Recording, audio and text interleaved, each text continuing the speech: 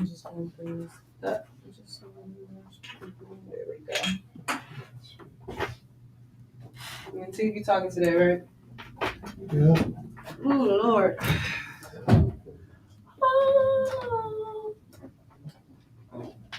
Doc coming. Yeah, she'll be here in a few minutes.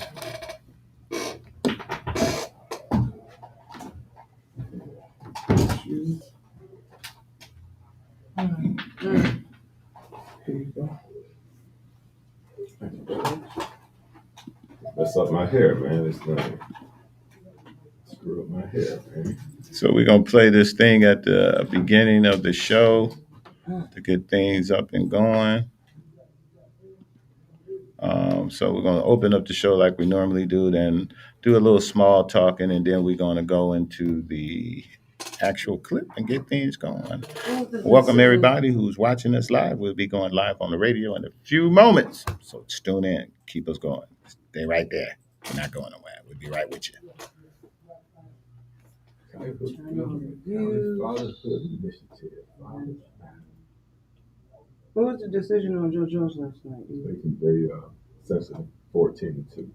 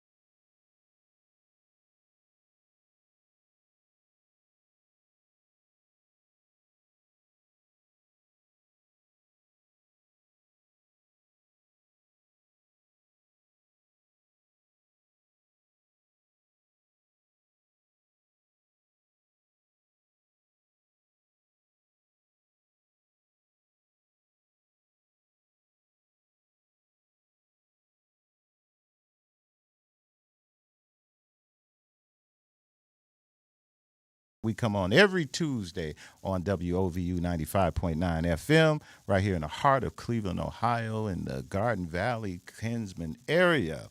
And today we got our guest in the studio audience, none other than he's been a constant contributor to our program, Judge Michael Nelson. He's in today. How you doing there, sir?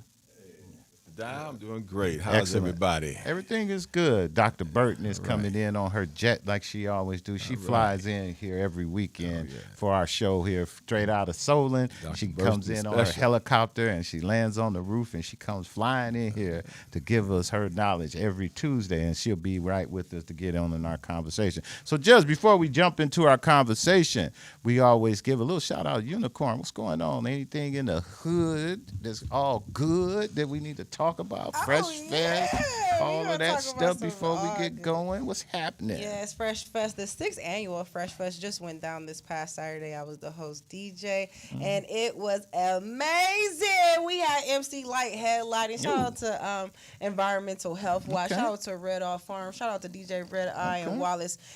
They held down the stage and the performers. We had a health and wellness zone, a kids zone. It was 3-on-3 basketball, kids skating, vendor zone where it was. I heard y'all had so many vendors down there. Somebody told me, they said, man, it was too many vendors. They Too said, many? I've never heard of a place with too many vendors. They were complaining that it was too many. They said it was just too many vendors down If anything, I would have probably scattered them out Maybe that's what because they were it saying. probably felt overwhelming because they were all in one zone. Maybe that's what it was. But, it was a lot of vendors, but it's nothing that the usual festival wouldn't have. Right. Every festival has a lot of vendors. I think if anything, maybe like I said, they might have been just overwhelmed by the concentration of people selling in this one area. I don't even know, people sometimes when they get overwhelmed and anxious, they just leave that area and go to a totally different zone. So I didn't have a chance to really get over there as much as I would have wanted to, or deep in the skirts of it as much as I wanted to. But it was a great time. She put on a great show too. I'll give, like you said, a big shout out to Red R and them down there for doing what they do with that. They do good every year, and what I like about it is they stay right there in my genre of music, man. Every year, old man, school. They bring back these old school hip hop artists and people like that that's still doing the thing, and I respect that and like that more. So how was MC Lyte? Did she jam? Woo! She put on such a great show, Mr. Dowell. She put on such a great show. I might, as a female DJ, of course, I'm like semi-fan girling myself because she's definitely a severe inspiration for me. But it was like surreal to be able to have all generations of my family that's currently with me there watching such an inspiration with me. When I say she put on such a great show, she had a band. She didn't DJ herself, but she did all of her songs. She even did some of her newer songs that people aren't too familiar with, but they're kind of like in the Christian rap genre era. And it was dope. I genuinely enjoyed the show. My parents came. My daughter was there. I had her on my shoulder. So it was just amazing to even, also be able to show my daughter this as well. And to her, growing up, this is going to be an everyday thing. Wow. For me growing up, it was crazy to see. Right. So I'm just grateful. I'm just grateful. Gratitude. Excellent, man. Cleveland doing the damn Mr. thing. Dowell, let me add one issue that's going to be going on tonight. I want to make sure that the community knows that the Cleveland Police Commission will be holding its accountability committee meeting. It's a special meeting. It's at 6 o'clock, and the commission is located at 3631 Perkins Avenue on the 4th floor. I encourage the community to come out, make yourselves known. You get opportunity to talk about issues that are of your concern during the public comment period, and I encourage you to come out. We'll be engaging in dealing with a case that we're going to be reviewing to determine whether we want to forward it to the full commission. We'll be looking at what discipline is appropriate, whether the current discipline that's recommended is adequate, whether it needs to be reduced or increased.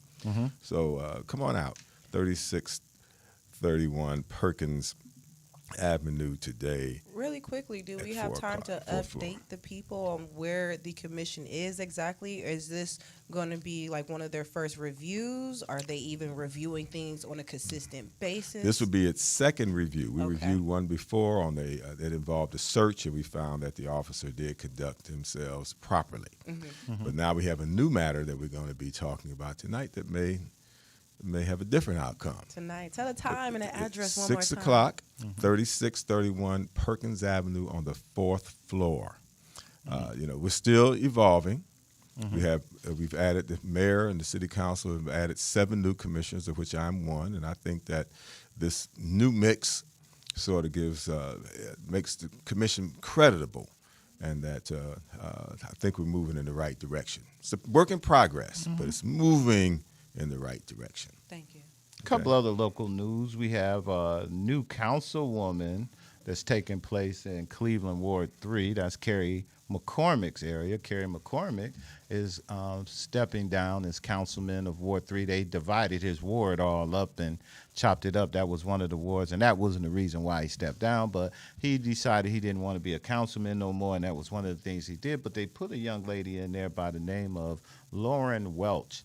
And just a shameless plug for our podcast. We're going to have her. She did a show on our podcast a few months ago, and we was holding on to it to find the right moment to be able to show it. And now she just got appointed to that position, so we're going to be breaking that out this week. So if you go check out our podcast, you'll get a chance to check out Lauren Welch. She is a new up-and-coming millennial.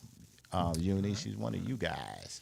And she should be very good. And in that spot, she's only going to be there for a short period of time because they are in the middle of an election, and they will be replacing her with somebody who's going to be taking over that area as well. So that's some of the things that's going on. If you guys got any information that you would like for us to shout out during this program, anytime or any information that's going on in the community, you can hit us up online. You can go to our social media links or any of that stuff where we can be able to get that information, and we'll share it with you.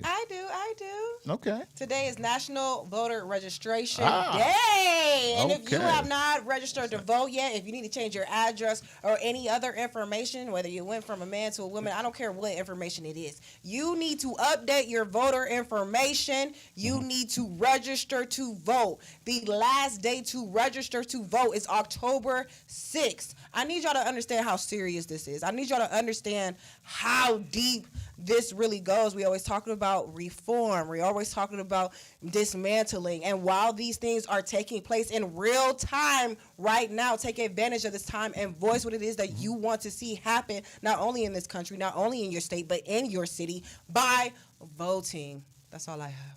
There go Unicorn. That's I the- think that's that the right meter sermon. only hit about 4 today. So she's in good spirit, and she got it off, and I think she's good. She gave us what's happening in the hood. Nothing else we can know. There's a lot of stuff going on. Election went on. We got that over with. Yeah, some of the things we were expected. Councilman Jones. Oh, that's another one real quick. Councilman Joe Jones. He got censured yesterday. That was one of the things we talked about on the last program. Council voted yesterday to censure Joe Jones. And when someone gets censured in this thing and people ask, what does that mean and everything? Censured is really just a vote of no confidence by your colleagues. It's nothing legal. It's nothing like they stopped him from doing nothing. It's not like he's not going to be able to represent his community and do the things he wants. But it shows that his colleagues have an issue with some of the things he's doing, whether those things are things that he has to work out within inside council. This is sort of what you would call inside politics. If you would say some of the stuff he's going, and the people who are being who are part of it will say no because of what's happening, but really this is a inside politics versus a thing that's going on. Judge? And one thing we need to make clear, censor by his colleagues means there's an issue between him and his colleagues That's as it correct. relates to his conduct. But this does not mean that he's not doing a great job in his ward. Remember that. And in fact, his ward, each councilman can receive an endorsement in a competitive race. And Councilman Jones received the endorsement of his ward. And, you know, if you read the newspaper, they say the Democratic Party endorsed him. Yes, they did, but that's because his ward, people in his ward, residents of his ward, endorsed him by a vote of 16-3.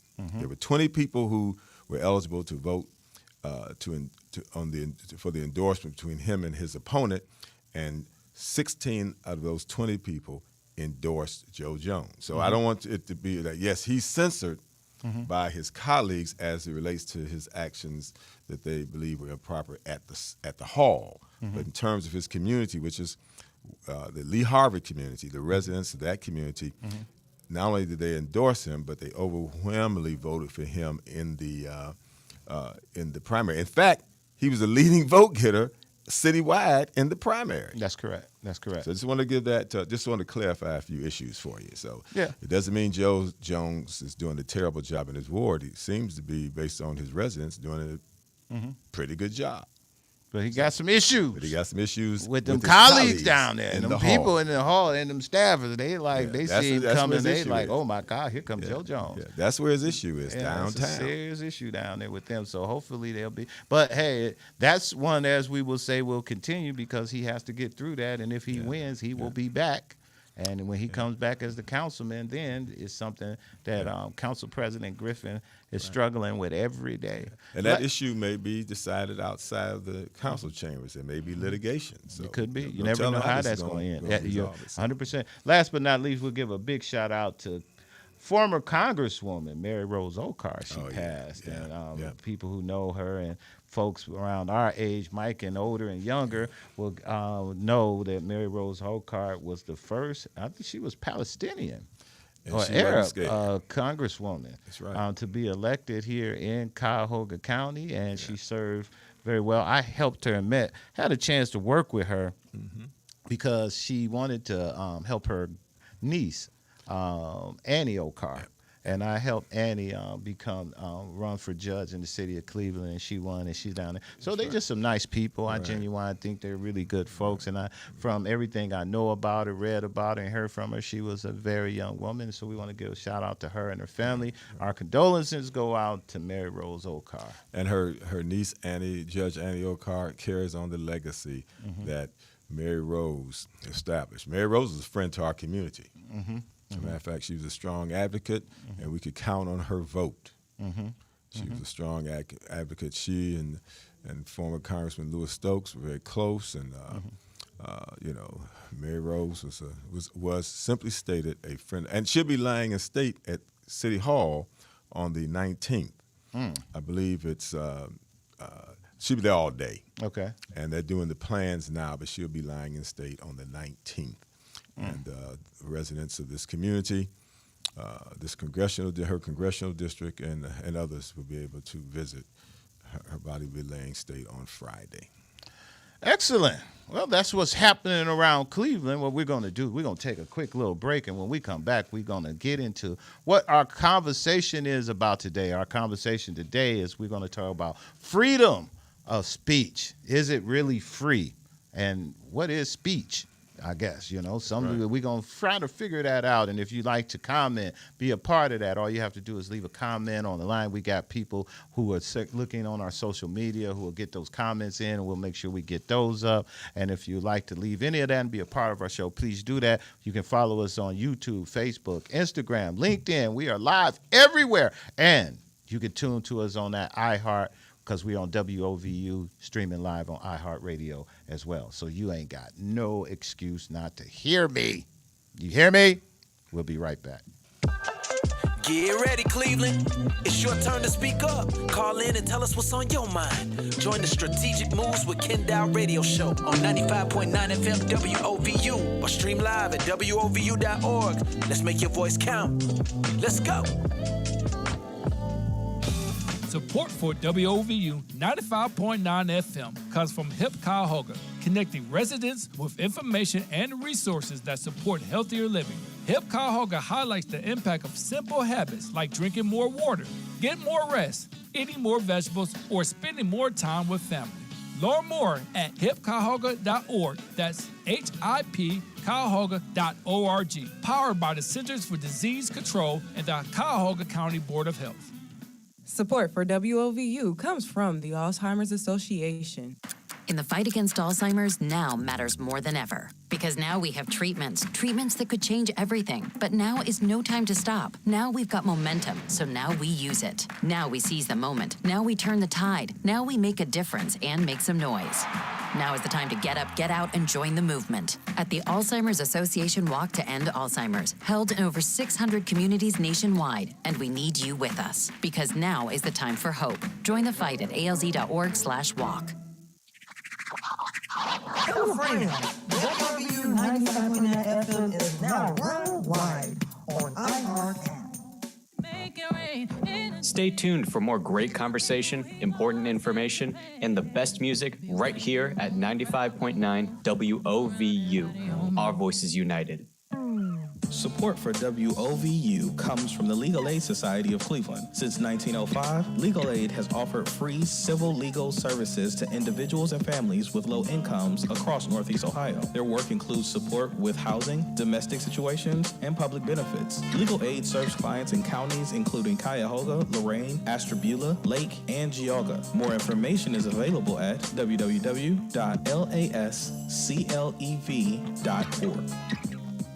There are important details ahead of the November 4th general election. Over 70,000 Cleveland residents have new polling places. The Board of Elections has moved to 1803 Superior Avenue. Ohio requires an original, unexpired government-issued photo ID to vote. The deadline to register is October 6th, and the deadline to request absentee ballots is October 28th. For full details, visit boe.cuyahogacounty.gov/voters or call 216-443-VOTE.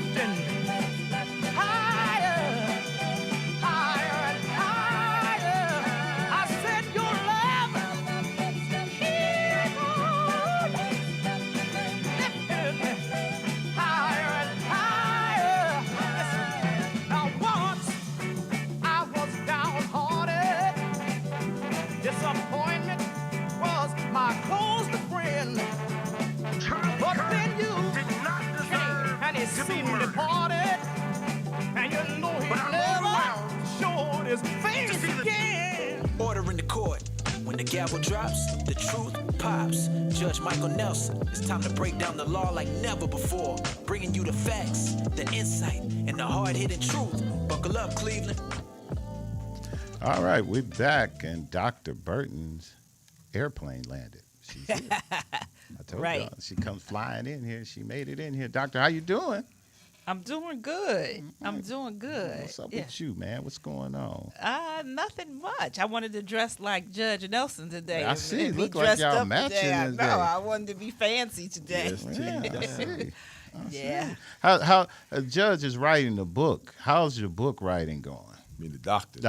Excuse me. The doctor is writing the book. Judge should be. But Judge should be, but the doctor is writing. And this is book number what? 4. This is book number 4. Book number 4. And how far are you into this book you write? I am very far into this book because this book is due in October. Okay.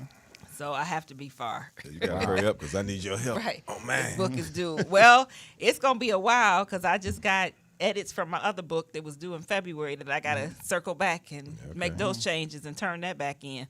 So it's a lot of writing right now. All right. So she was talking yesterday, and she mentioned to me about that. What's your process in writing book? What is that? You got to go, because you was mentioning it to me. You were saying, hey, I got to get into this writing mode. Ken want to call me. This is what he want to tell y'all. In the middle of the day, and then I answer the phone because I figure it's going to be 2 minutes. Ken normally only talk like 2 minutes. But this particular time, now we had 10 minutes. Because we getting close to, we got stuff to talk about. Before, I didn't have nothing to talk to her about. Now, hey, Doc, how you doing? What you doing? So the process is different. I mean, the process is different for what I'm writing. For a book, that is, and I have to say, because I've written 4 different books, and so the process has been different for all 4. When I wrote the novel, it was, I would say all of them are like chapter outlines to a degree, but it's the outline, it's writing from there.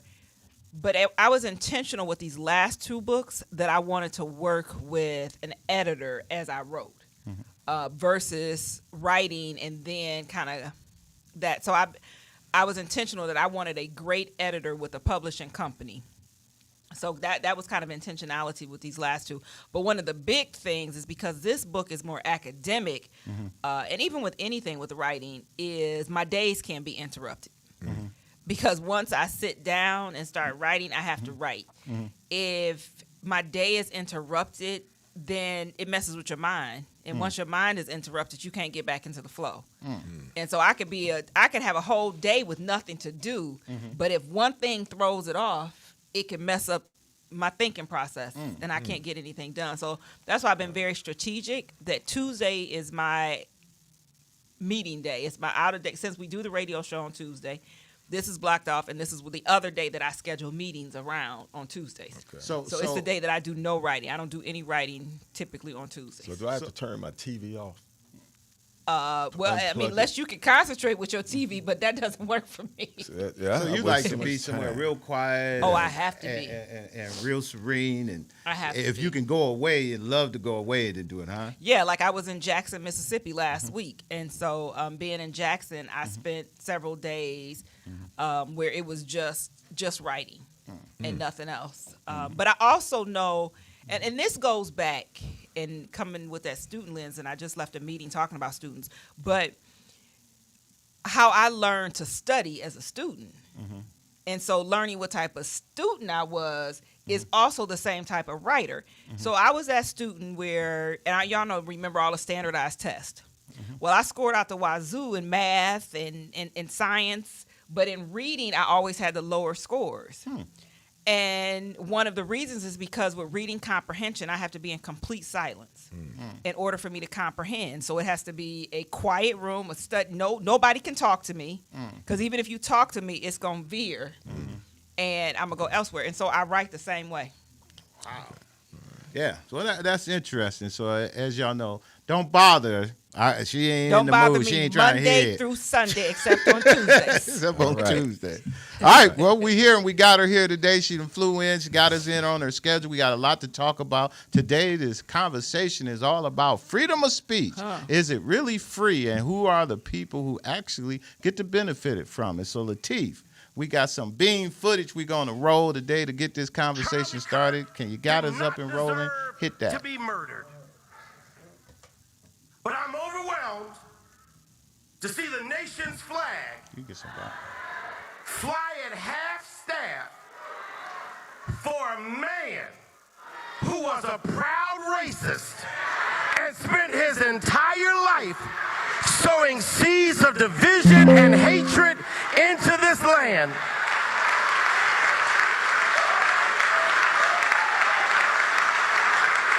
And then these hypocrites with selective rage who are mad about Charlie Kirk but didn't say anything about Melissa Hortman and her husband when they were gunned down in their living room.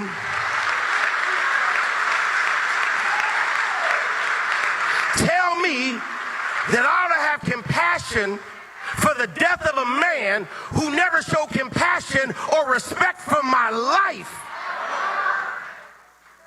Y'all, there's nowhere in the Bible we are told to honor evil.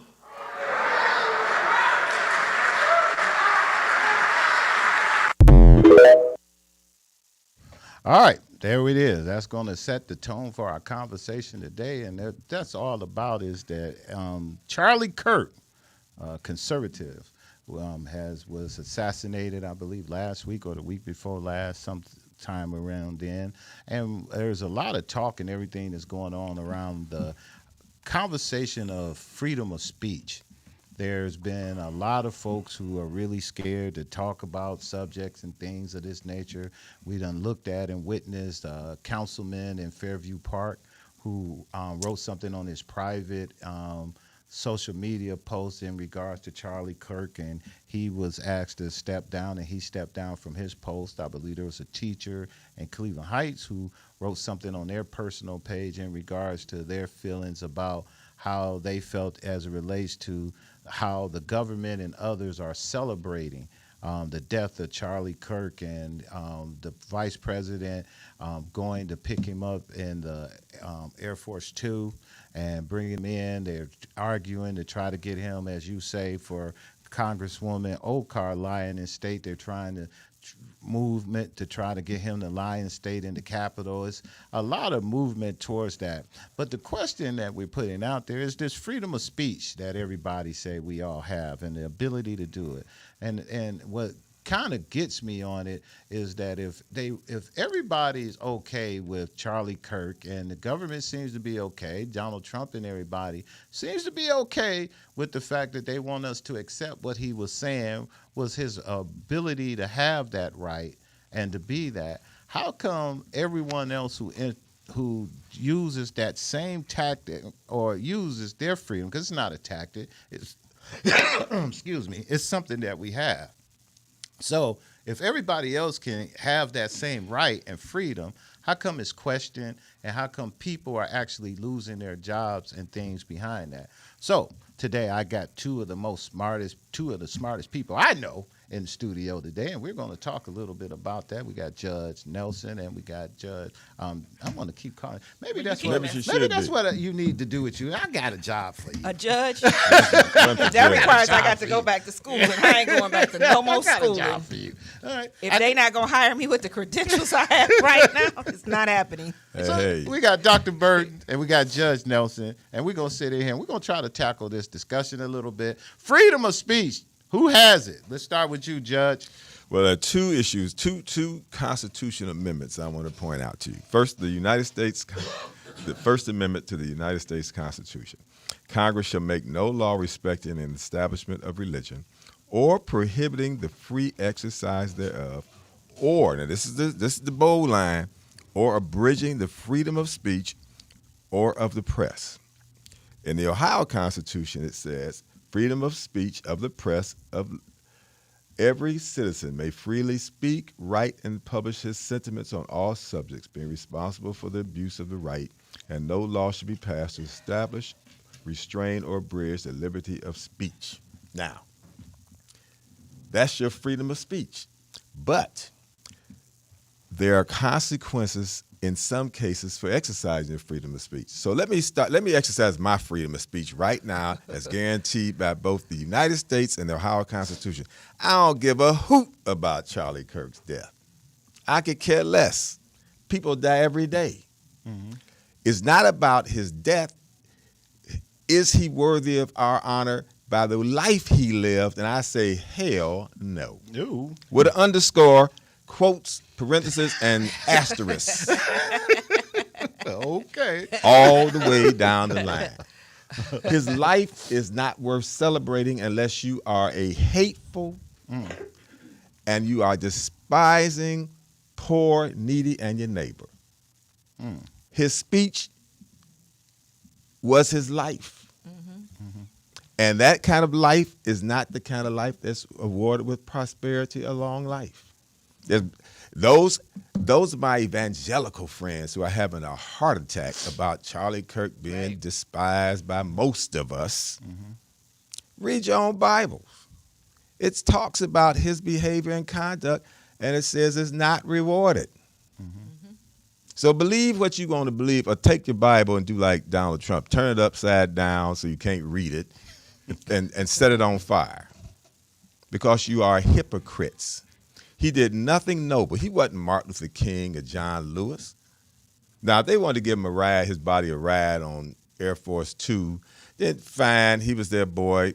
We don't give a hoot about that. But he is not worthy of our honor, period. He had the right to make all the crazy, nasty, hateful, prejudicial, discriminatory speeches he made about women, black folks, poor folks. He could say that, but he ain't getting honored by it. Flags flying half-mast is hypocrisy. And everybody who, football teams celebrating him, the man was despicable. And his death, he will still be just as despicable as he was in life.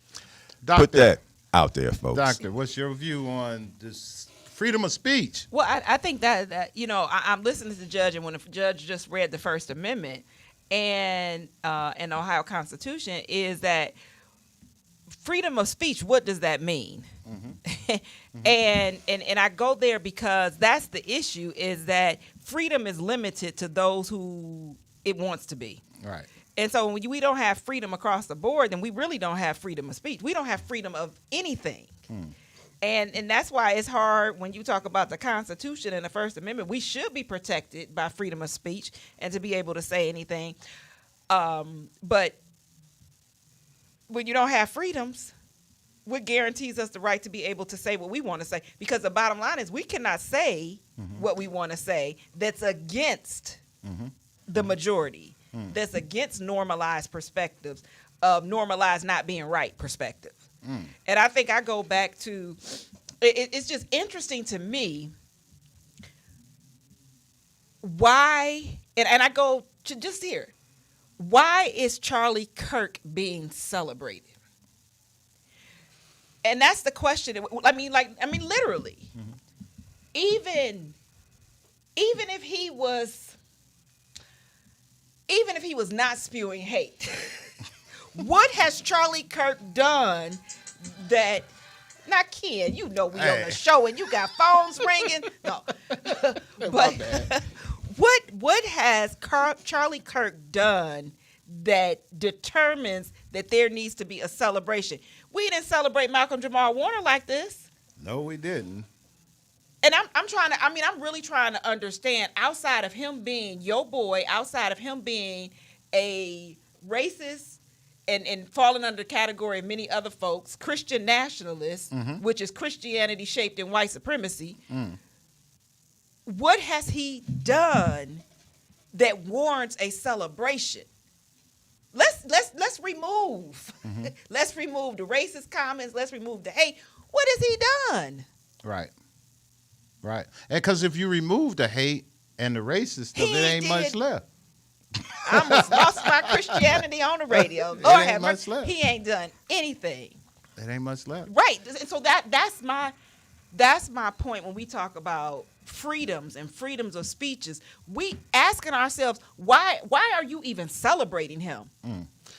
Yeah. And you celebrating him because the reality is you celebrating him for the hate that he spewed. That's correct. Right. That's what you celebrating him for. You can only celebrate. That's all you can celebrate him for, because when you look at the videos, now we got to go off of where we at right now in society, and we're a society of social media, videos, and all of that. When you go back and you look at what's going on the videos, that's all you see. And I don't know. I haven't seen a good video on the brother at all. All I see is him talking to people and putting one group of people down while he bring up another. And another is only one group. And the other is only one group, and that's it. And freedom of speech has limits. And Charlie Kirk was at the limit of his freedom of speech. For example, some of those limits are you don't have the freedom of speech to incite imminent lawless action, defamation, obscenity, child pornography, or threats. Okay. His speech could be interpreted under all those categories. Wow. Now, I don't mind you racist, Nazi-loving, goose-stepping ignoramuses from celebrating Charlie Kirk. Be my guest. It helps me identify who you are so I can avoid you or protect myself against your ignorant behinds. But when you talk about people who've got the Presidential Medal of Honor, and under Donald Trump, he's gonna get one of Donald those Trump it's a worthless symbol now. It is. You've had people who actually did honorable, world-renowned things that uplifted the community. It's those people who received that previously fit right into the preamble of the United States, where it says you uplift injustice and posterity. Well, that's what doctors say. What have he done? He did none of these things except speak against that. Yeah. Now, most of the people I know that adhere to the philosophy of Charlie Kirk are people no normal person wants to be around. They are the least desirable. They belong in the lowest level. And if Charlie Kirk was teaching that to his kids gonna have a tough life. They're gonna have they're gonna be despised by their fellow classmates, disliked, mistrusted, and that's his legacy. So when they talk about his death and people talk about he didn't deserve to be shot, well, I don't know whether he deserved to be shot or not, but I do know this much, that he lived a life that deserves to be despised. I heard somebody say Malcolm X didn't deserve to be shot in front of his wife and kids either. Yeah. No. So- well, that's the whole point. If Charlie Kirk is okay, then why Farrakhan catch such a big issue? You know, we're talking about utilizing the same freedom of speech to be saying. Now they'll say up and down everything that Farrakhan is saying is hateful. Right. Well, if his stuff is hateful, then Charlie Kirk's stuff was hateful. And I'll give you another one. When we make accusations of racism, the first thing they want to do is take up for their people and say, oh, no, they're not racist. They didn't mean it that way. So we don't have freedom. And that's what I said. Our freedoms of speeches, I don't even know if that's a word. Our freedom of speech is limited. But Now, in terms of his death, on that question of the person who shot him committed a crime. And there are penalties for what that person did. That's correct. So by nature of how he died, it's a crime. But that he's dead is part of life and death. We die all the time by various and sundry means. The thing that Charlie Kirk's family and his supporters have to live with is that his voice was not a voice of reason. It was not a voice of uplifting the community. In fact, he tore down everything our Constitution stands for. Yes, you have the right to say that, consistent with the ignorance then the poison in your brain in terms of what he said. But it does nothing to uplift or build up our community. Well, it does it or doesn't. Because let me put it this way. We sit here, and that's us. We all sitting here saying what we're saying. But there's a whole group of people outside of us that's not like us, that's full and hurt, all the way up to the White House. I mean, you even got the vice president who's saying, I'm going to be taking over his talk show. Now, he's saying that now until they can find somebody else to put there. So for us to say what we're saying, it could be true, but just like any splinter cell, there'll be another Charlie Kirk who's going to step right up in that position. And it won't take long. And it won't take long. So with that being the case, then, which tells me that maybe there's a lot more of them who really feel this way. Oh, there definitely is. There definitely is. And I keep saying this, is that this is just Charlie Kirk and his people standing there are just overt. There's a lot of other folks that feel the same way. They just not letting you know. Correct. And they're manifested in different ways. And that's why I use the example of how many times have you gone to somebody, a white person, and said such and such was racist, or I felt that their acts towards me was racist, and they're like, oh no, I don't think they meant it that way. There's always a defense from their lens towards their brother or sister. And when I say brother, sister, I mean brother, sister is white people. There's always a lens of defense towards them. And that's why they defending Charlie Kirk, because they can't see Charlie Kirk as a racist. I said this before, is that most white people only see racism from the lens of KKK and a hood. And if you don't have a hood on, and if you're not running around and part of the KKK, they don't associate you with racism. You know, I like to throw these scriptures in the face of my Christian friends. Philippians 4:8, finally, brethren or sisters, whatsoever things are true, whatsoever things are honest, whatsoever things are just, whatsoever things are pure, whatsoever things are lovely, whatsoever things are of good report, if there's any virtue and if there be any praise, think on these things. Think on these things. Anything else is a mental illness.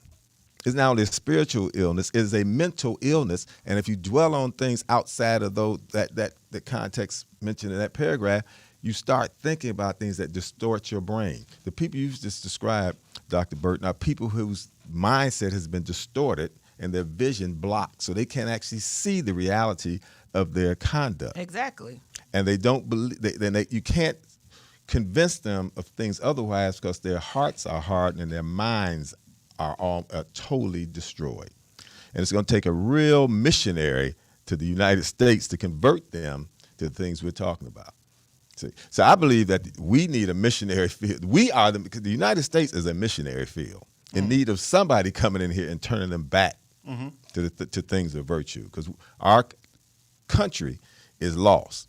And I'm not talking about the God founded us to be this perfect land. I'm talking about the mindset of people. If you go back looking at Old Testament stuff, we had some crazy leaders and some crazier people who followed those crazy leaders.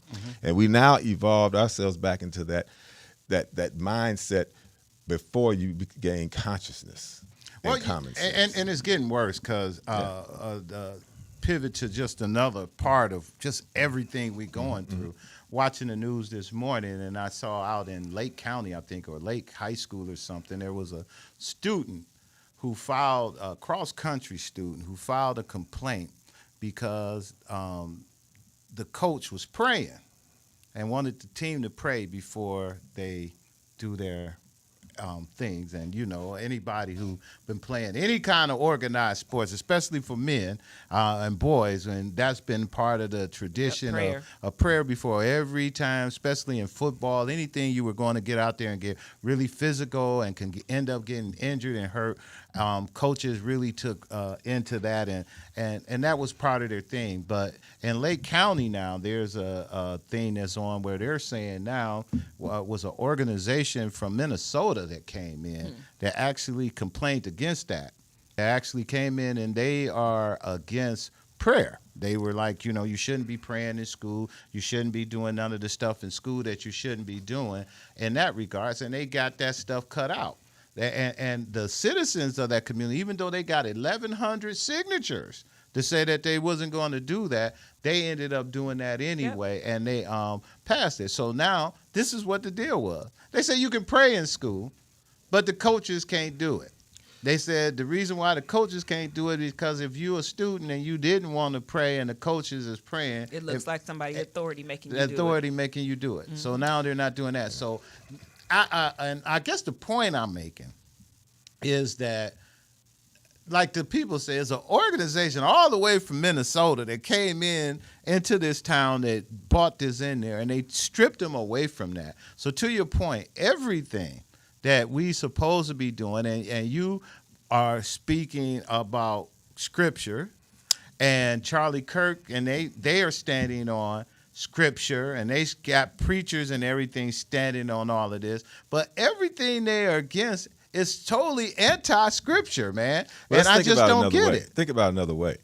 Some things maybe were written in Bible, but some things are common sense that you can get the same kind of common sense approach about what you should focus on down at Angie's Kitchen, sitting with the boys over some fried chicken. So it's the thought. It's the thought. It's if you go to your counselor's going to tell you, look, man, don't be thinking about that evil stuff you watched on TV, all the mean stuff that makes you do stuff, act crazy. Think about something positive. Think about the flowers in your yard. Right. So let's flip it. The scriptural reference is just to my church boys and girls who like to spout how righteous they are and use that to defend their positions. Say, read the next chapter, read the next verse, so you can get further guidance on what you're espousing.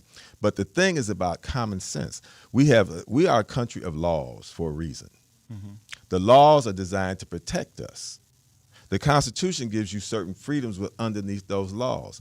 And even in that freedom of speech, you identified the limits on that. But see, we have a country that's lost its integrity. You know, honesty is no longer. We have a president who campaigned on a lie. Oh, well, not a lie. He has so many lies. He needs his own book, the Book of Lies. Book of Lies. The Book of Lies. So the Book of Truth, so it can only be one page. It's about integrity, man. It's about integrity and honesty. Charlie Kirk did not have integrity or honesty. Yes. So let's call him what he is. Yes, yes. And let's put the people who support him not those who talk. So I think the death part, him getting shot, is a whole false narrative that directs us away from how he lived. That's a fact that he died as a result of a gunshot. Okay, that's the fact issue. But the far more reaching and more telling part is what his life was all about. And how that impact. His death's not going to impact anybody other than his family. Right. But his speech, because other people will adapt that speech pattern and that thinking because they don't have enough mental health in order to resist that. What you got, Lateef? Well, I was just wanting to make a comment on the prayer. It seems like every time, like in a school or a sports setting, there'll be that one person that want to come against prayer. But when we have natural disasters or this happens or that happens or somebody gets killed unjustly or whatever the case may be, they get right on the TV and say, we need to pray for this or we need to pray for that.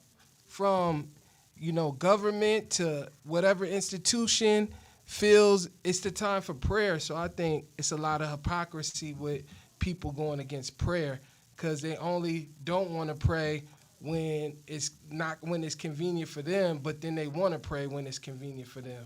Now look at government, though. That's when we read this Constitution. It says, "Shall make no law establishing or prohibiting the exercise," which means you ain't got to be religious and you don't have to pray, but you have the right to if you want to. So most of these prayers are not mandated. They are part of our natural. Even people who die who are agnostic. Still talk about Jesus Christ. Please bring my mom in here. Help me, Lord. Okay, so it's more natural. It's not something forced upon you.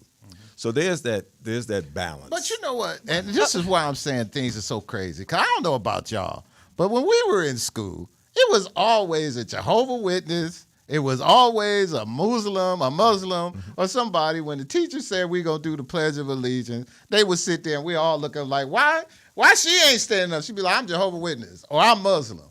And they'd be like, all right, sit on over there. The whole class do the Pledge of Allegiance and you kind of move on. Yep. I just don't understand why. And because, I can tell you why. A lot of the whys is because you got people saying, what about me? And so feeling in their exclusionary spaces or exclusion is that they came and said, y'all forgot about me. I don't want to pray because I'm atheist. And because I'm atheist, in this space, I shouldn't be made to pray, so nobody should have to pray. It's an elitist mindset when we think that everybody's views should be the same as ours. And that when we come, so if I don't want to pray, I just don't pray. But no, what I'm going to do is, because I don't want to pray, everybody's not going to pray. And this is what's happening in the spaces because I don't want to eat chicken. Nobody's going to eat chicken. And that's where the violation and the misinterpretation of the Constitution comes in. It says establish or permit the free exercise thereof. So you can also have the free exercise and not do it. Right. Without any harm. That is correct. Without any harm. Without any harm or criticism. And that goes back to what that we goes back talked to you said. And when we came up, you just didn't do it. They said, okay, sit down. That's correct. Sit down. It's not creating any harm to anybody. But here's the thing. When we've gotten to where the United States is that we think everything is a fight and a lawsuit. That's correct. And so we're going to stand up for what we believe based on limited information. And it goes back to that whole thing that I keep saying this. As soon as black people start saying something, everybody got to say, what about me? Now, you raised a question earlier, though. Why are people getting fired for exercising their freedom to say, I don't give a hoot about Charlie Kirk? Why are they... See, this is where it's like your Fifth Amendment right. You have the right to remain silent, and they guarantee that no one is going to make anything of it. But in the mindset of some people, I had a rape trial. A professor from Cleveland State refused to vote one way or the other because the defendant did not testify. And the judge told her 50 times the defendant's not required to testify. But in her head, she had already made up her mind. She made up her mind that if he don't say nothing, I'm not voting either way, which means we had the jury, you had to have, it's 12, you have a unanimous decision. 11 people voted to acquit, and she said, I ain't doing it. So they had to actually actually bringing another judge to try to convince her that she had to make a decision.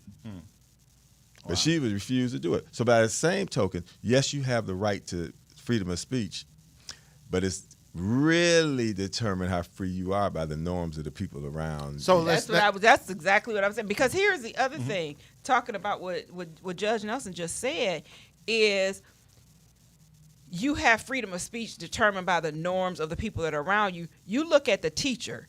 You stated it was posted on her personal page. So this is not even work. This is my personal views on my personal page. That's correct. But I'm being held accountable. Now I'm not sure. I just Googled. It was 2 council people that had to step down. Wow. There was one in Fairview. There was one in Monroe Falls. Wow. That stepped down based on their comments. Now I don't know if theirs was on a public page or if it was on. Now both of them were all private. And nobody did nothing pages. public. You're right. But and that's the thing is that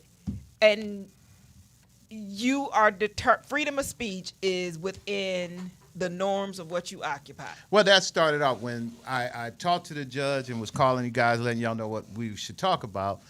Judge brought up the original sin of this was one person, and that original sin in the white man's eyes was Colin Kaepernick. Yeah. The original. Yeah. He was the original one who first came out and said, "I am not," and had a right to. And then Chris Jackson. Chris Jackson was really the first one. I can remember that played for the Denver Nuggets. Okay. He was a guard for the Denver Nuggets. He refused to stand for the national anthem, and he turned back and looked another way.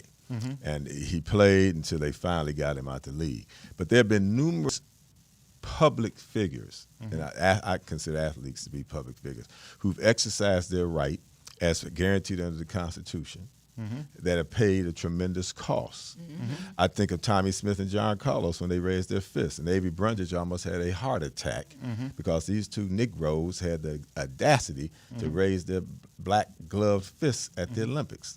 So people, just like the whole concept of the Constitution came at a price, you actually exercising your rights under that can be subject to all kind of commercial derision and loss of opportunities. Now, in my case today, I just announced my thinking about Charlie Kirk, okay? But as a lawyer, who is 76 years old, I deserve the right to exercise my right, and I don't care who thinks about it, what y'all think about it, okay? But and notice, I didn't make any hateful comments about him. I just talked about what he did and what he said. No, that's what the councilman did. That's what the teacher did. That's what everybody did. They didn't go on there and say anything I think hateful. somebody said, no, life is better without him. Well, that's kind of, depending on what side of that knife you on. Right? And you got to contrast good with evil. So I'm not saying life is better without him. I'm saying it's at least his kind of hate is a lesson that we can use when we're trying to people how to live together. But I think this also is, and we can see it. I was reading how his social media accounts, all of them, have, well, I don't know what the number, but have increased significantly. They his videos, watching his YouTube channel has increased significantly. Well, that's because even there's people who don't know him. Who want to see him. Not because they believe in it, it's because y'all keep talking about who's this Charlie Kirk, and you got people now going on to here, and you get a lot of people coming back, pushing back, saying, "Hey, that ain't for me," but it is going to increase, which is what they want anyway. They want the views, they want all of that stuff to come on out so that they can do that. So to your point, it's increasing big time. And they making it. I still go back to what has he done? He hasn't done nothing. Like why are we celebrating? The standard is low. Yeah, but the standard is low in the country, period, when it comes to. The standard is low. He's going to get a Presidential Medal of Honor for meeting the lowest standard we could possibly meet. The standard for that honor was high. Now we have redefined it so it can be as low as we can make it. There's nobody I know that it's like what I feel about honorary degrees. Yeah. Well, that's a different subject. But you do have a feeling about it. Yeah, we can tell. She kind of wording it her hand was like, hold on. I'm These just saying honorary of how degrees. people are getting honorary degrees very often, and you like, what's the standard? Yeah. Right. What's the standard? Well, you know, someone said that Trump should get the Nobel Peace Prize. The Nobel Peace Prize is for peace. For peace. Not for acting a fool. Hey. So they've lowered the standard, attempted to lower that standard. They're attempting. See, so we have to, and that goes back to the loss of integrity in this country. Integrity used to be a mark to achieve and to maintain. Now, You probably integrity need is to under define attack. integrity for the country. That might be part of the problem. You know, when you start using 2 and 3 syllable words for well. some folks in the country, they don't know what it means. Right, and that's been one. I don't think they've been skipping over that for a long time. So that's what it is, and you compare, just compare our government. Now we had some major faults, but I think of Lyndon B. Johnson. I think of Kennedy.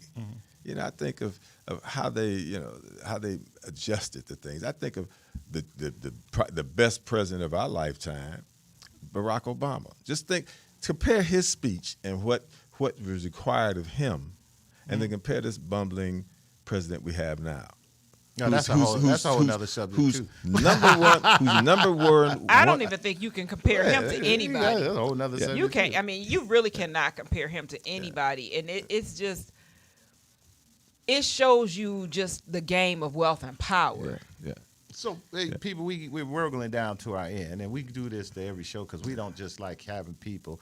We come on here and just whine and cry and fuss about all this madness. Let's give them with some things that you think people can do, Judge. You think if we're going to, us as a people, we always tell people, hey, get involved, and that's easy.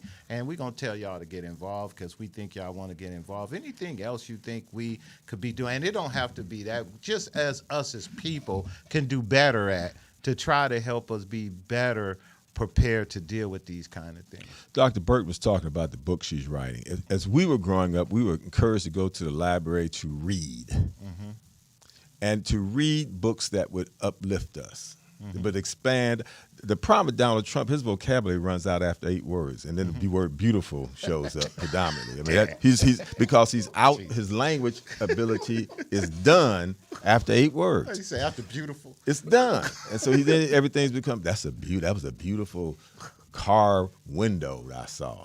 That was a beautiful, wasn't that a beautiful jail? It's crazy stuff. He just throws the word beautiful. He sounded like one of the Bowery boys. He just threw the word beautiful in the sentence anywhere. But read. Read so you become a student and uplift and expand your horizons. You have no excuse. They got audio books now. You can put an audio book in and do it. What you say, Doc? I say the same thing. Read.